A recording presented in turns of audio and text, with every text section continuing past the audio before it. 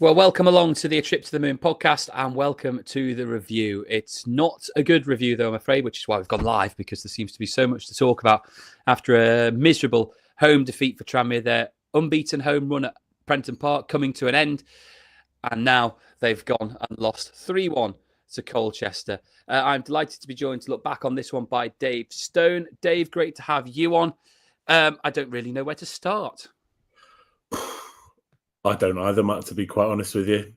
As I said previously, I always like to be positive coming on here, but that was...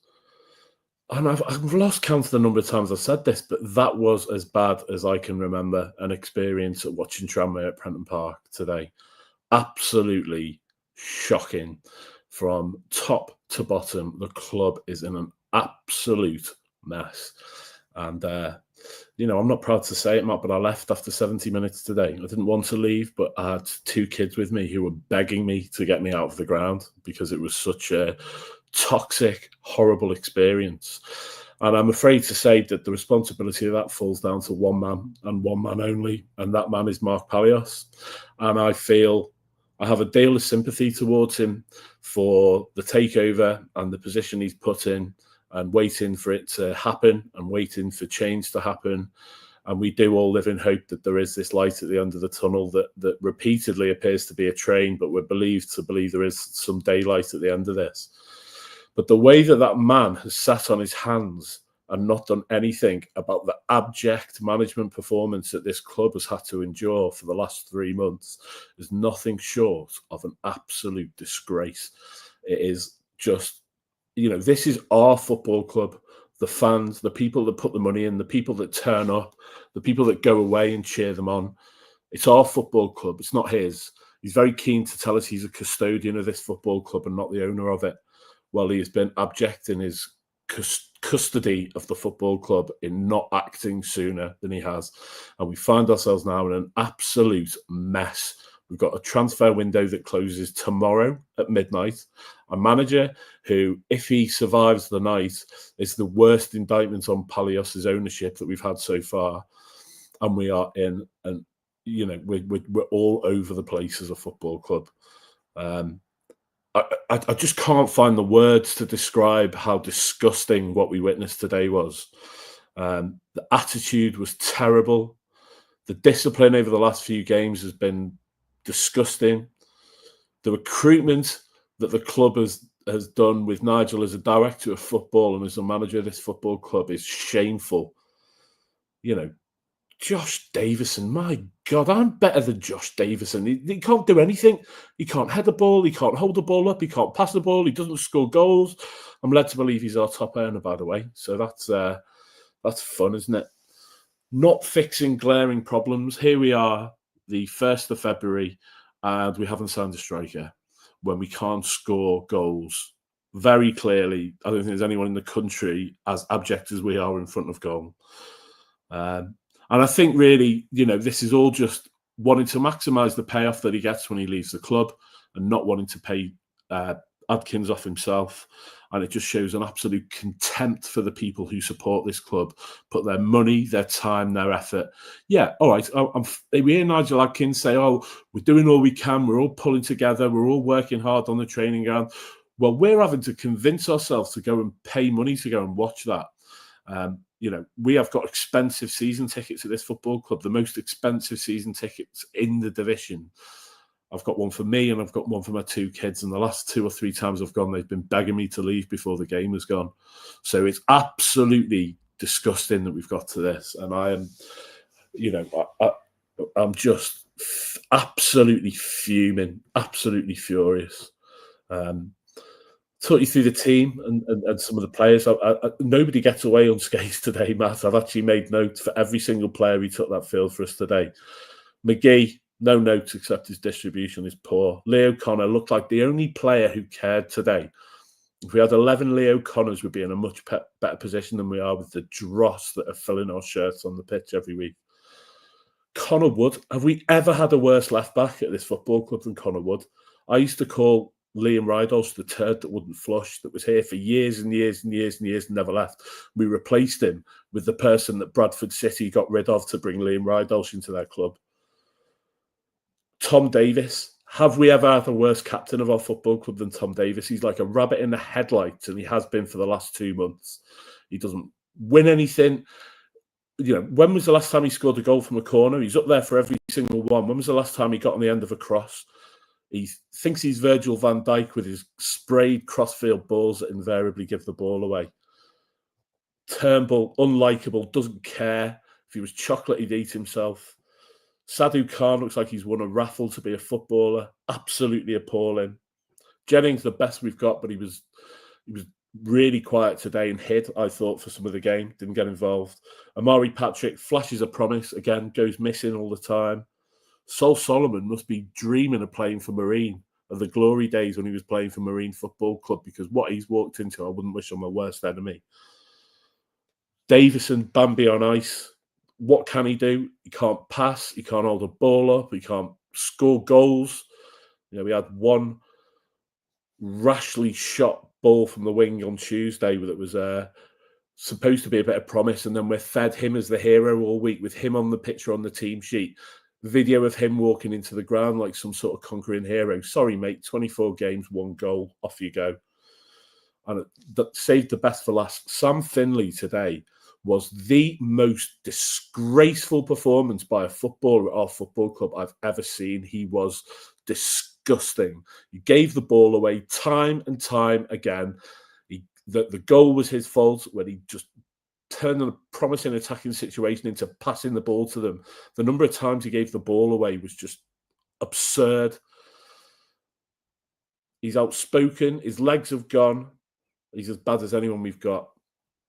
I'm sorry, Matt, but I think I've just spoke for about 5 minutes, but I am fuming after that today.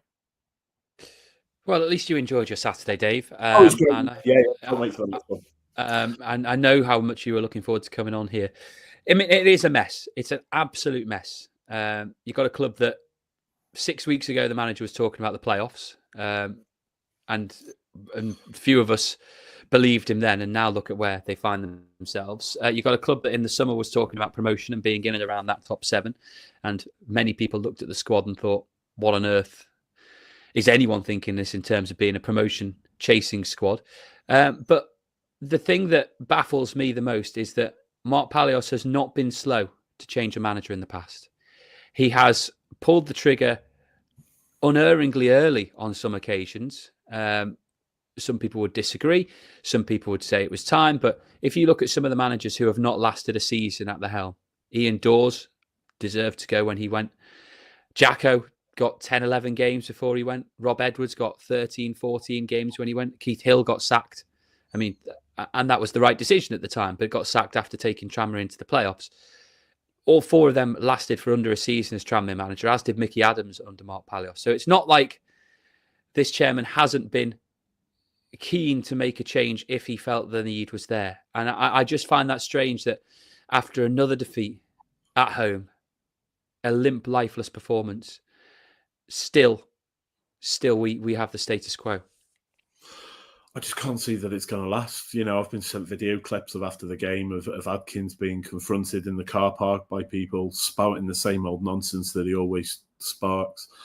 Players and players' wives getting upset at the way they're being kind of treated by people as they're leaving the ground. Some rumours of a fight in the changing room. Well, I'm sorry, I don't believe it, because I don't believe any of them care enough to get involved to that level.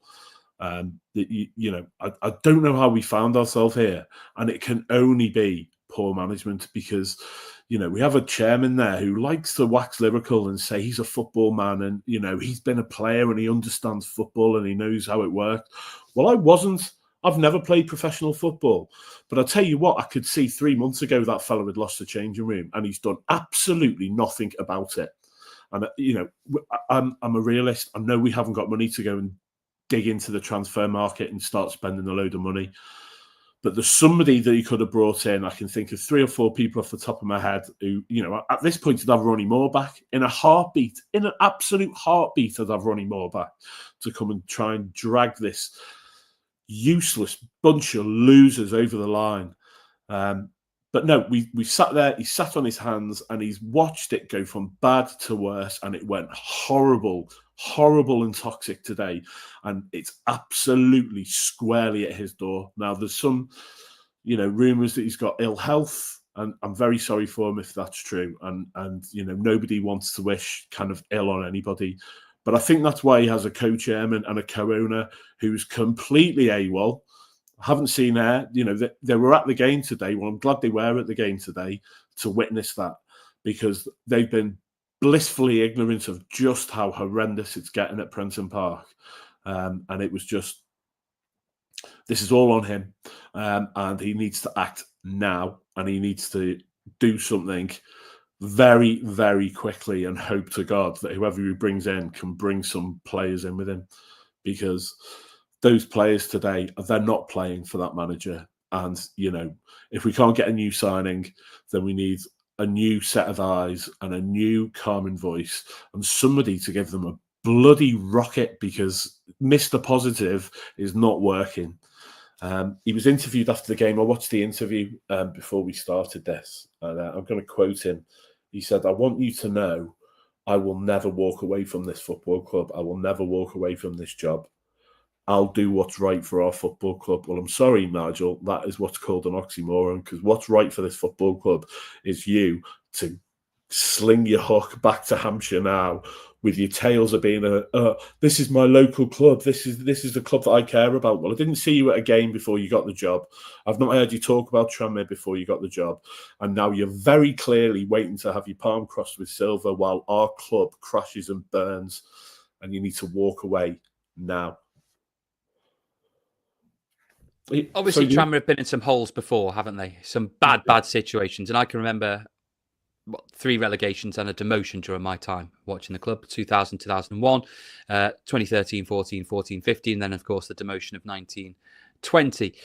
14, 15 was the lowest I can ever remember it being at Tranmere. But there always seemed to be like there was some hope. I've said this on this podcast before. There always seemed to be like there was some hope, because there was a new regime with a bit of impetus and a bit of enthusiasm, with the Palioses having just taken charge. And you could see that they had plans to try and move the club forward.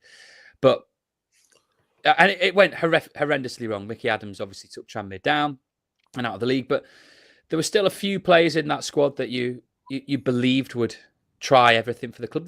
Don't get me wrong, there were some absolute mercenaries in that squad as well. But you had, and I know he didn't get much of a game, but you had Hume. I always liked Stephen Jennings. I know some people didn't. You had him. You had Max Power, Fonners, Danny Holmes. Obviously, they were decent players, because at one point those players were top of League One, and before it all collapsed. And obviously had Kumas around at that time as well. So you still had people who were looking like they would fight for the club. If I look at the current team, 3 or 4 at most, maybe. Connor being one of them, McGee being another. Struggled to see past that. Yeah, so if you want to know how bad it is at the moment, Matt, I'd rip your arm off for that squad that got relegated right now. Absolutely rip your arm off, because there's not one of them that I would look in the eyes and say, yeah, you've got the fight for us. You've got the fight. That's not true. There's a couple. There are a couple. But nowhere near as many as we had them. Nowhere near as much quality as we had them. Morecambe won today, and we're getting closer and closer and closer. Let's be realistic. We're not going to be signing anyone now, because if he's not sacked tonight, I will be absolutely amazed. Absolutely amazed. It was such a poisonous, toxic atmosphere in that ground that he just can't not act. He has to go tonight, and I fully expect him to be gone by tomorrow morning. Where does that leave us? We're teetering on the brink of relegation from League Two, because Mark has been sat in the Isle of Man making himself better with his sitting on his hands, not doing anything to address the problem, whilst the co-owner, who's supposed to have equal ownership of the club with Mark, has done absolutely nothing. As far as I know, she's not ill, but she's not made it to the games either. And they've let it get to this point where now he has to go tonight. I don't think I'm going to go attend another game while he's still managing the club, because whilst I've paid for it and whilst it's all paid for, it's a lot of money. £400 a season to go and watch League Two football is disgusting. It's an absolute, when they've got Liverpool and Everton on their doorstep, and the one thing that they've got to offer is an alternative to that, an affordable football. that is a disgusting amount of money to pay. And what you at least expect for that amount of money is a club to be proactive and to not treat those supporters with utter contempt.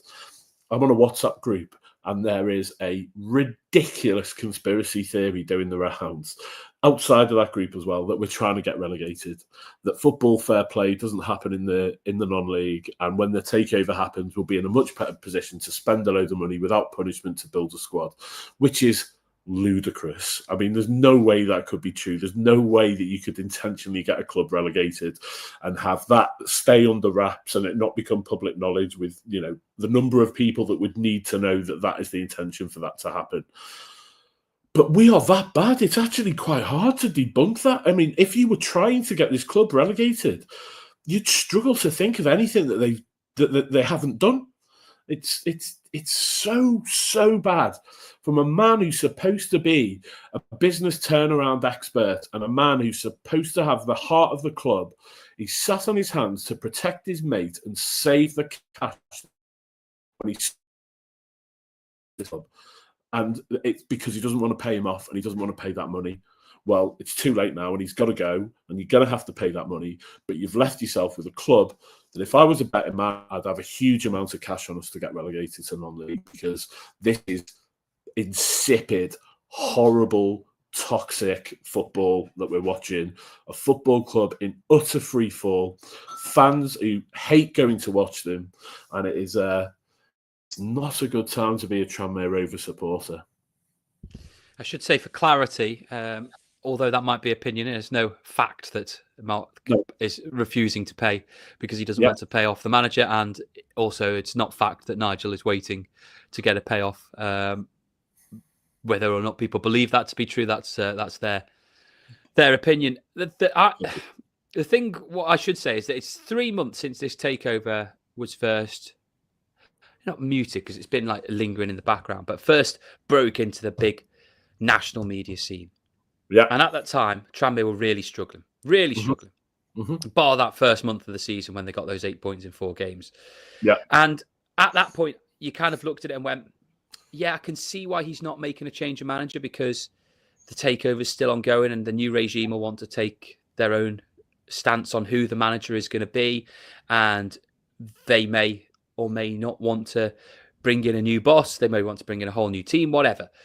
So the new regime would want the right to make that decision.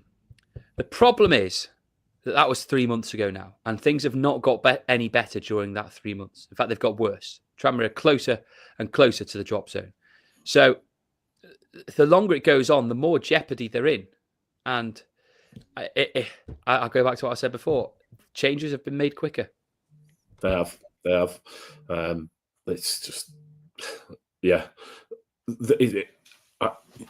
I accept what you say. We can't present things as fact that aren't necessarily fact, but everything points towards the fact that there is a desire to not be the person that sacks him and not be the person that moves it on. But Matt, we're in absolute disarray here. You know, it's as bad as I can remember, and there must be people sitting there watching it now who are agreeing, who have been through these dark days and going, it is as bad. It is as bad as it's ever been. What do they do in training? You know, this guy has got a Premier League pedigree as a manager. What do they do? Because I swear to God, every time I turn up, it's like 11 fellas who have never met each other, that they all met at the services before the game and have turned up to play.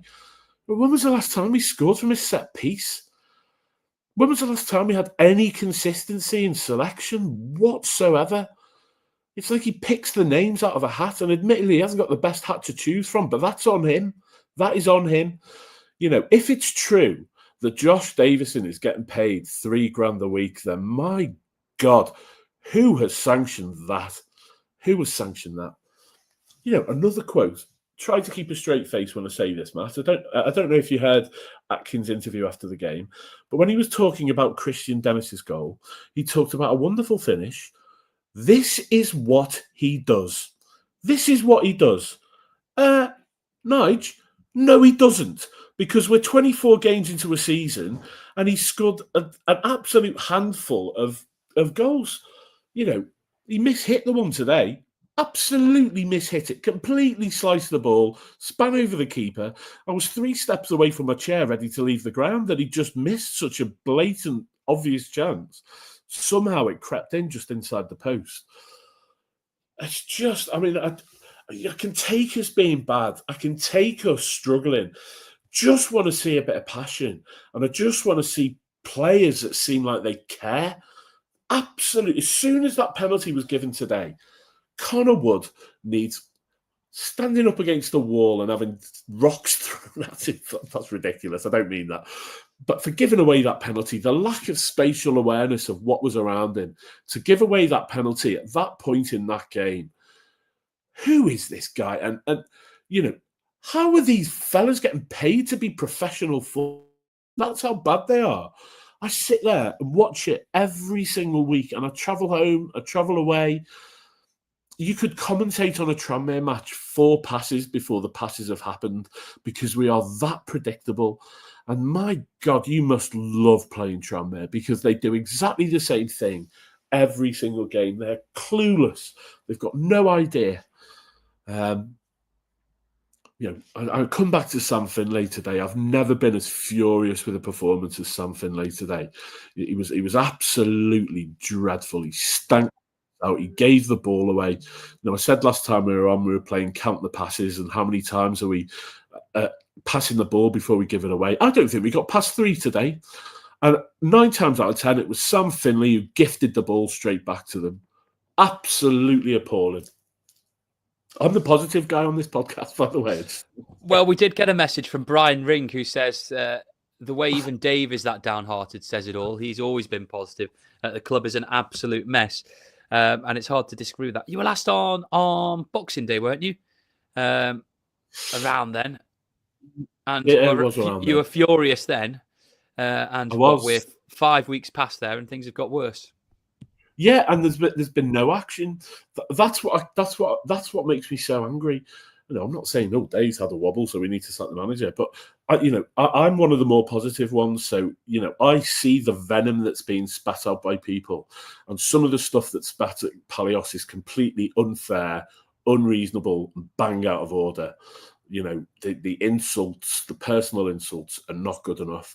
What I will take him to task on is his management of this football club. His stewardship of this football club, because it's not good enough, and it is absolutely disgusting that man is still in a job when anybody with a set of eyes in their head has known for 2 or 3 months that this guy has lost the dressing room. And it's all very well sitting on your hands, Mark, and not allegedly not wanting to pay him off and get rid of him and bring in somebody new. But all those weeks that have passed by, you've got 5,000 or 6,000 diehard, passionate people who have gone to support that club with hope, with a positive attitude, trying to get behind them, and has been dealt the same old tripe every single week. Well, I'm sorry, but enough is enough for me. And after today, if he's not gone in the morning, then I'm not going to go and watch them until something significant changes at this football club, because I'm just not prepared to have that. I'm not prepared to pay money to have my weekend ruined time after time after time. What are you doing then, Dave? You obviously want a change of manager. Who would you bring in as a replacement? And would a new manager make much difference given the fact we're 2 days out from the transfer window closing, and therefore there is not going to be the ability to strengthen the squad come Tuesday? Well, let me just quickly reflect that with a question to you, Matt. Is that when we started this season, did you think we had a good enough squad to be comfortable in this division? Well, I was very disappointed with the number of players that stayed on from last season. My fears were from May onwards. Right. Okay. Well, I was quite happy with the recruitment, and I think the thing that frustrates me and infuriates me the most is that a lot of those players, they're not giving us everything at the moment. They're not giving us everything, and it's because that manager is not getting that out of them. I certainly wouldn't give it to Dan's smirking in the dugout whilst we're getting beat. I wouldn't give it to Parkinson, who's been involved in more disasters and more failed regimes than anyone else at the club, I think, other than perhaps Mark himself.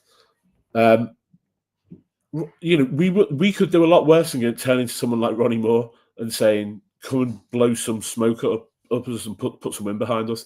Give it to Joe Murphy. At this point, anybody but him, because he cannot get a tune out of these players, and the puppy dog eyes in the post-match interview. Oh, it's my local club. I really care.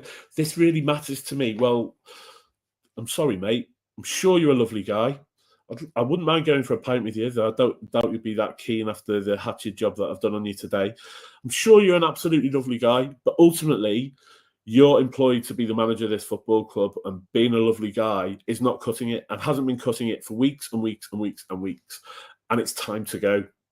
And it's just ridiculous that we've got to the stage where the transfer deadline closes tomorrow. We're woefully short. We've got players who, couldn't score if we played for 4 or 5 hours. And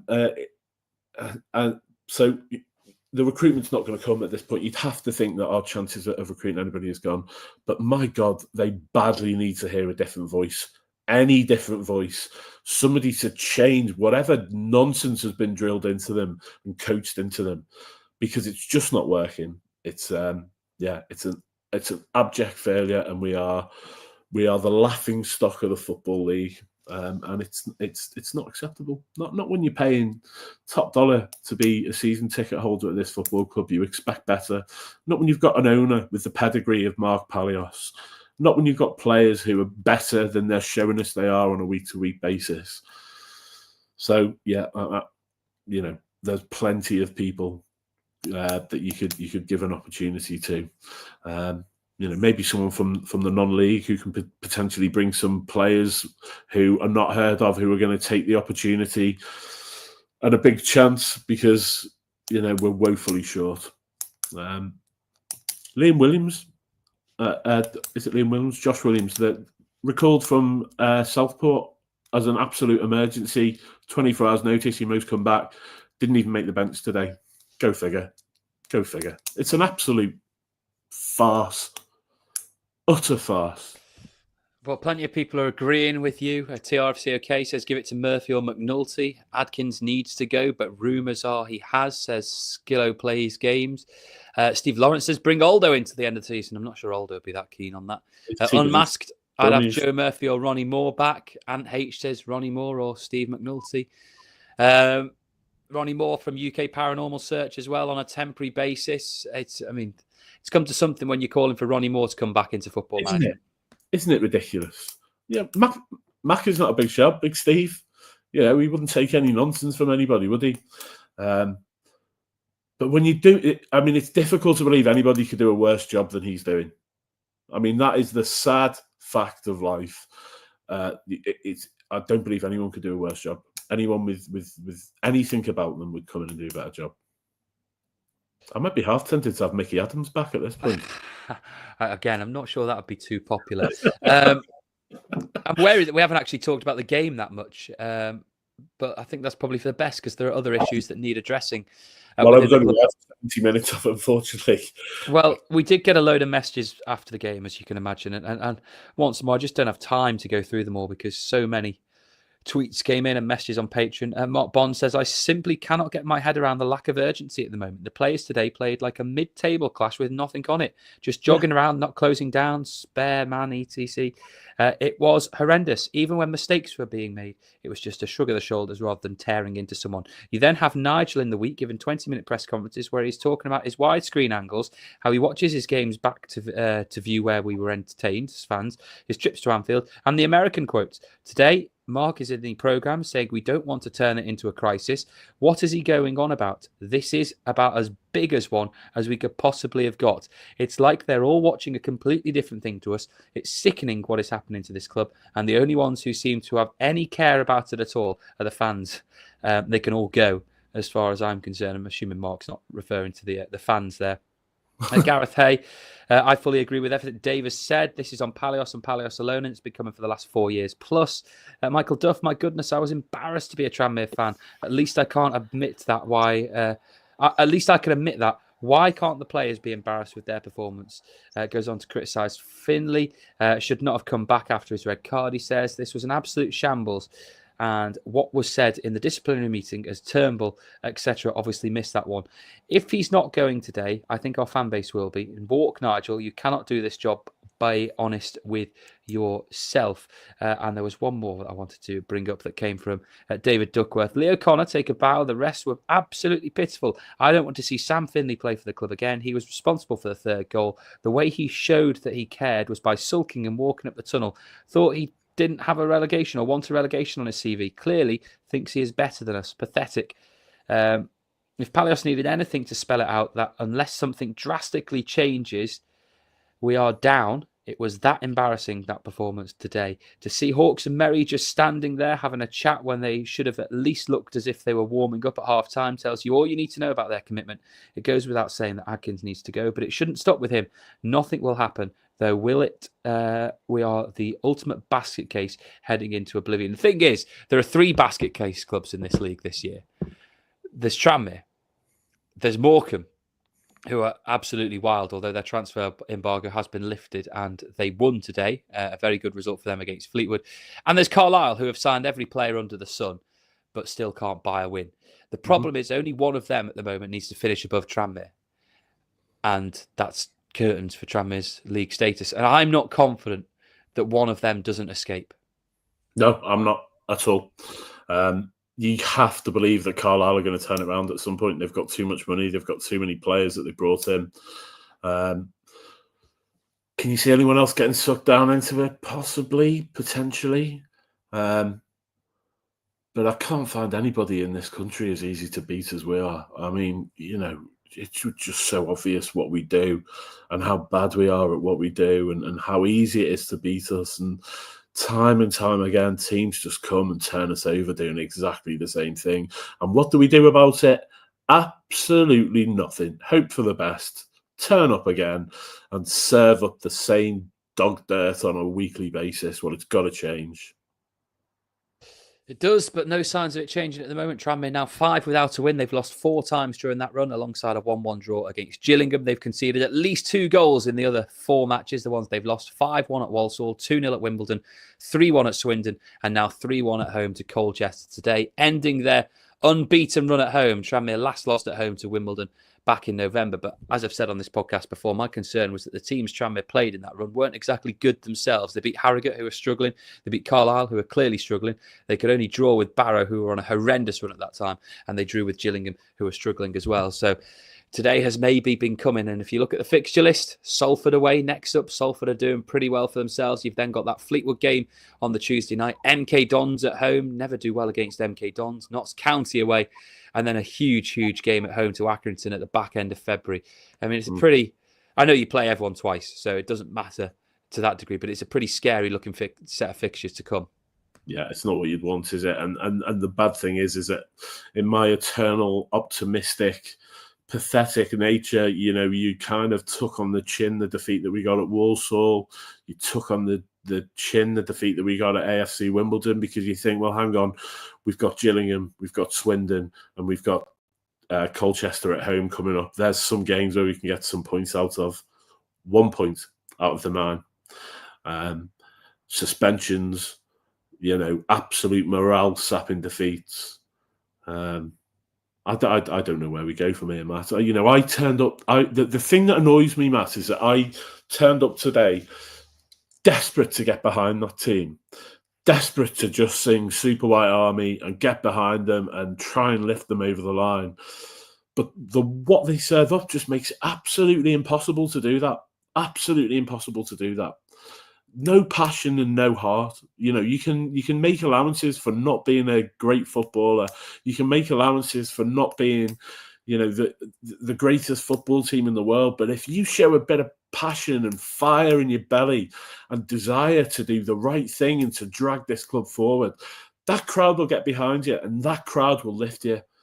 But yet again, we've shot ourselves in the foot with raffle winner Connor Wood, absolutely gifting them a penalty. My blood pressure, the number of strikers I've seen in front of the Kop, giving it the big one this season, and there's nothing you can do. We're just too easy to play against. Get him gone immediately. There's a message from Gary Rees here who says, Danny Holmes, obviously at different levels, doing a great job Yeah. at Vauxhall. I can tell you that Danny's going to be on this podcast on Tuesday, picking his 5 favourite Tranmere matches, and he does explore his will and desire to manage Tranmere one day during that podcast. So listen to that on Tuesday when that comes out in the morning. One final thing before we wrap up, Dave. I want to talk about the crowd. Very, very few occasions can I remember a Tranmere crowd chanting for the manager to go at Prenton Park. It just generally doesn't happen that often. No. Well, largely because Palios obviously makes the change quite quickly in the past. But today seemed like a real turning point from that point of view. Yeah, and I didn't want to do it. I didn't want to join him because he's a nice enough guy, and this should have been taken out of his hand weeks and weeks and weeks ago. But yeah, no, loud and clear, Mark, over to you, because I think there's several thousand people there who are fed up with being treated with utter contempt. And I hope there is something good around the corner. But that's not what I'm paying for this weekend and last weekend and the weekend before that and the weekend before that. And it's, it's not acceptable. People put their heart, their soul, their passion into supporting this football club, and they don't get any of it back. And I'm sorry, but, this person, for one, is not going to put up with it any longer, and I'm just not going to go. Whilst there's no action and no change made, I could have written that performance before I turned up to the game, however much I tried to con and convince myself that it'd be different from that. I'm now accepting of the fact that until he is gone, I'm not going to watch him. I think that's the biggest problem, isn't it? Apathy among the fan base, because they're not seeing action when they feel it's required, and therefore they are switching off because they're basically going, well, if it appears that the club aren't doing anything to change the current trend, then why should we be bothered about going? Absolutely right. Yeah, absolutely right. Let's wrap it up there then. Thanks to all of you who've tuned in. It's been great to have so many of you on. Dave, you have won a lot of fans. I think you're going to have some new followers on Blue Sky and whatever social media channels you're on, because people enjoying you. The Who Tube Show says, Dave, everything you've said is spot on. Matt Dodd says, well said, Dave. And there are a few others as well. I think Rob Pattinson said that it was a great cathartic session for you, Dave, which I think is what we said last time you were on as well. It's worrying that we're in the same boat still. But thanks to all of you for watching. Let's just hope it gets better. But as I say, if you subscribe £3 a month, you'll be able to get access to all our content, all our exclusive interviews. And the next one that we bring you will be with Danny Holmes, picking through his 5 favourite Tranmere matches, but also talking about his managerial career. We'll speak to you on Tuesday.